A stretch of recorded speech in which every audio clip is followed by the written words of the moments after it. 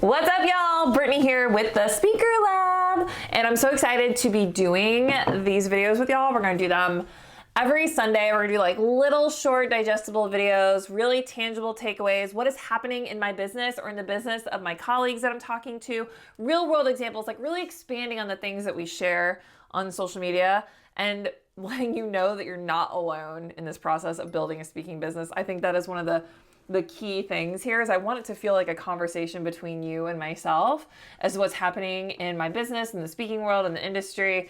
And you can hear some in real time situations that are going on. And I wanted to share that with you. So also this lighting though. Okay, good. Here we are. Also, that's my reflection back there. Say, hey girl. So just ignore that. All right. I'm in my home office.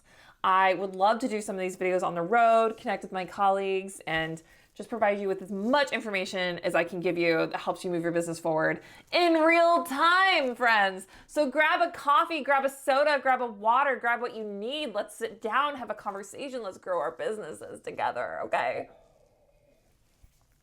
Okay. Slay, friends, let's do this. I just had a conversation with somebody the other day who's a colleague of mine in the industry, and they were like, how would you respond to this email, Brittany? And I'm like, oh my gosh, that is so... What a good thing to talk about is how would you respond to this email? So I got my first I've been at this for many years, friends. I got my first really aggressive email. Typically people just don't respond, right? They just ghost you, whatever. But it was not aggressive. It was just really blunt. And it literally, I'm looking at it right now. My computer's right here. So I'm like, not ignoring you, okay? My computer is right here. And it says, we're not interested, thanks. It's just very... But it's like, we're not interested, period, thanks, period. Just so aggressive, and I just appreciated it so much. I laughed when I opened it.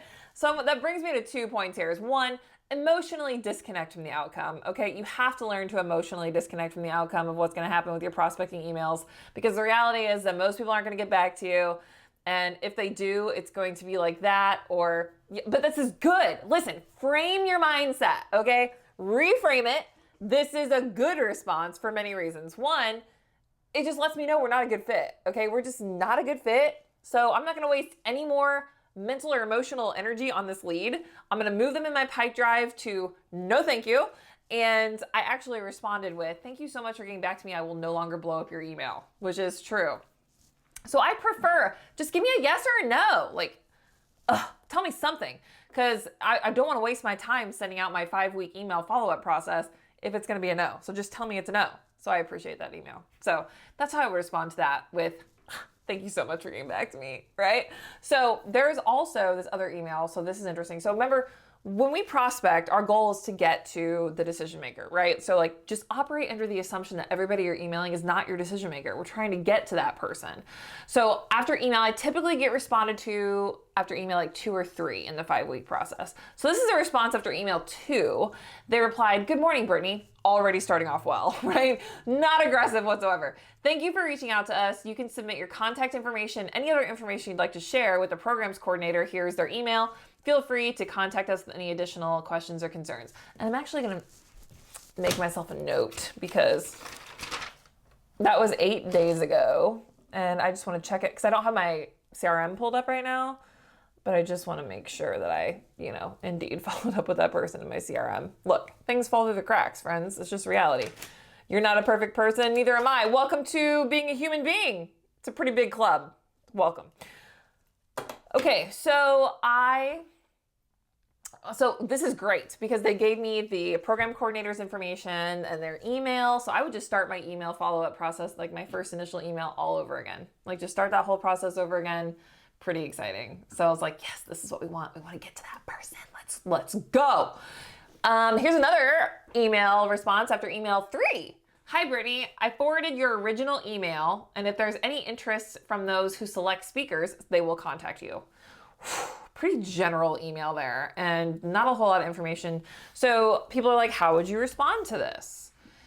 Well, how I would respond, first of all, at the bare minimum, I want to know when they select their speakers, so I can follow up with even this person if I have to. So hearing that, they gave me no indication of when they do. So I would initially respond with, first of all, thank you so much for taking the time to email me, and thank you for forwarding my information.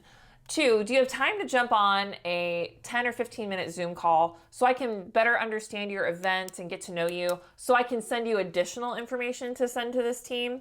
I might even ask, like, is there a member of that team I should email directly so I have that contact information? And then I'd also ask, at what point throughout the year, what month do they typically select their speakers? Because I want to know at the end of the day, is this a yes or a no?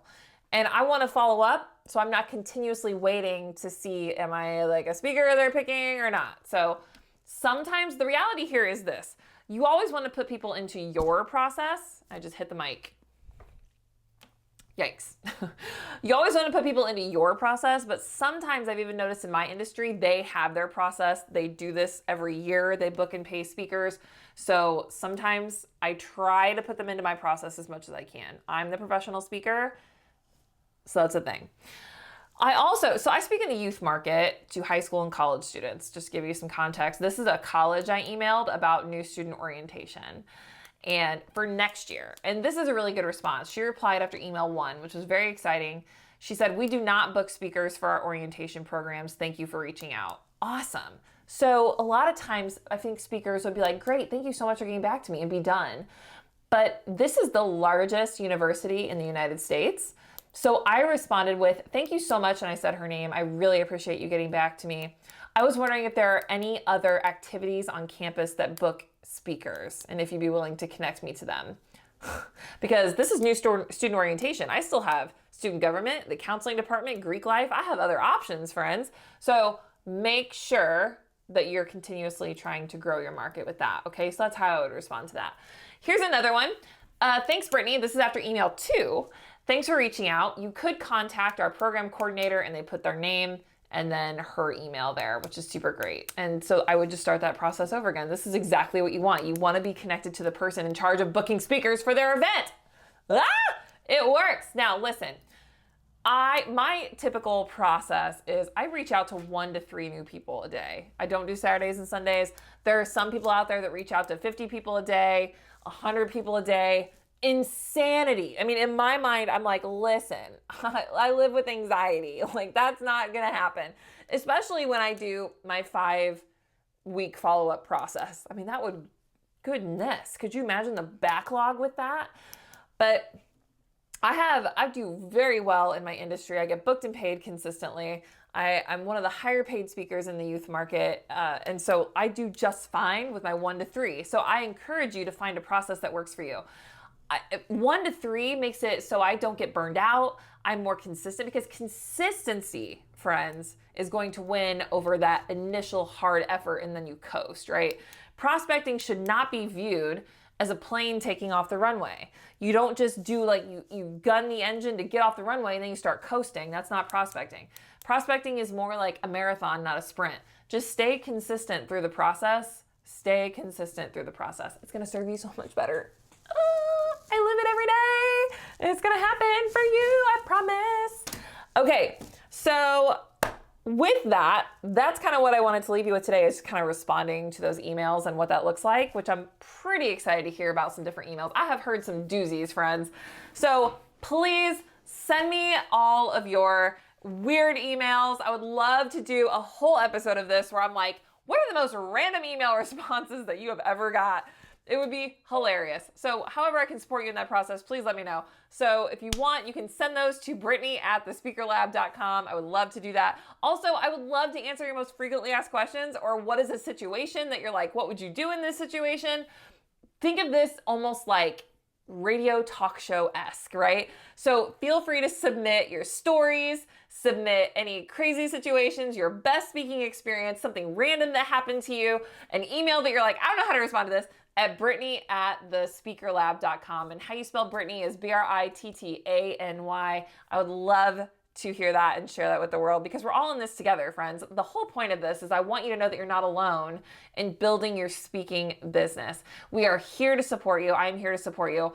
And we're here to support each other. And speaking can often feel very isolating because it feels like it's just you out there. You're doing the prospecting, you're building the business, you're out there speaking. It's not like we have this massive team that surrounds us all the time. but you actually are supported more than you realize. You do have a team rallying around you. Myself, the team here at the Speaker Lab, whether it's on social, you connect with us, the webinar, the podcast, the book, we are here to consistently support you. So do me a favor, email me all the things. I want to know because I want to talk about it, because if you're experiencing it, chances are somebody else is as well. So look for these every Sunday. Super excited that you guys tuned in. Please let me know if you need anything. Like I said, reach out to me. I would love to hear from you and hear about your speaking experiences. So until next time, friends, go be great. I will see you on the speaking trail. Talk to you later. Bye.